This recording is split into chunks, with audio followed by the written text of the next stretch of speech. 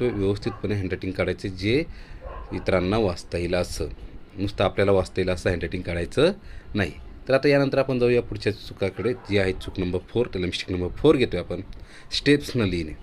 आता विशेषतः मॅथ्ससारखा पेपर असेल, सायन्ससारखे पेपर असतील, इथं तुम्हाला पॅरेग्राफ टू पॅरेग्राफ लिहायचे नसतात, तर इथं तुम्हाला स्टेप वाईज जावं लागतं. विशेषतः मॅथ्समध्ये बरीच मुले चुका करतात की त्यांना फायनल आन्सर माहीत असतं आणि म्हणून ते मधल्या काही स्टेप्स गाळतात आणि इथे मार्क्स जातात. तर विद्यार्थी मित्रांनो, जर तुमचा मॅथ्सचा पेपर अजूनही बाकी असेल, सायन्सचा पेपर अजूनही बाकी असतील, तर मी तुम्हाला सगळ्यांना सांगेल की उत्तरं लिहिताना तुम्ही स्टेप वाईज लिहायचे आहेत, कारण की प्रत्येक स्टेपला कधीकधी अर्धा 1 मार्क दिलेला असतो. त्यामुळे आपल्याला स्टेप वाईज पेपर लिहायचा आहे. आता यानंतरची पुढची मिस्टेक कोणती विद्यार्थी मित्रांनो, ती आहे चूक number 5, mistake number 5, diagram label न करणे, विशेषतः सायन्सचे.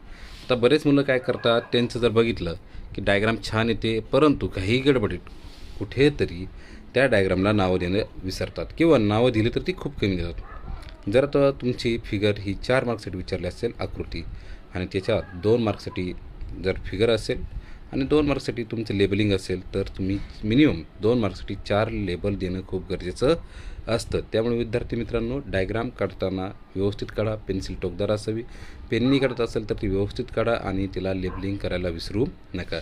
आता यानंतर आपला जो पुढचा आहे प्रश्न नंबर किंवा जी चूक आहे, चूक नंबर 6, चुकीचे क्वेश्चन नंबर लिहिणे. ते बऱ्याच मुलांकडनं काय होतं की क्वेश्चन नंबर 3मध्ये मला 1चं उत्तर येतं आहे, 2चं येत नाही, 3चं येतं आहे, 4चं येत नाही, 5चं येतं आहे, 6चं येतं आहे.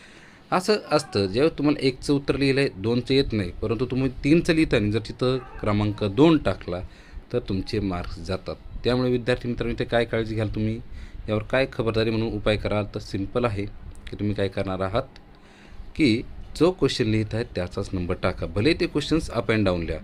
पहिला क्वेश्चन तुम्ही शेवटी लिहिला काय, काही फरक पडत नाही. 8वा पहिल्यांदा लिहिला तरी काही फरक पडणार नाही. याच्यानंतर आपली पुढची जी चूक आहे, मिस्टेक नंबर 7, ती आहे ओव्हर रायटिंग करणे.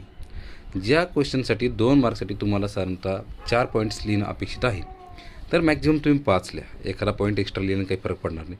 परंतु तुम्हाला येतात म्हणून 8-8 पॉईंट्स लिहू नका. तुम्हाला मार्क्स भेटणार आहे 2 पॉईंट्स, एक्सपेक्टेड आहेत 4.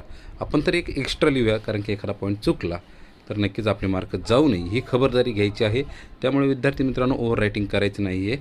आणि त्यानंतर एक पुन्हा की चूक झाली की आपण मुलं काय करतात, त्यावर असे स्क्रॅचेस करतात किंवा त्याला खाडाखोड करून ठेवतात.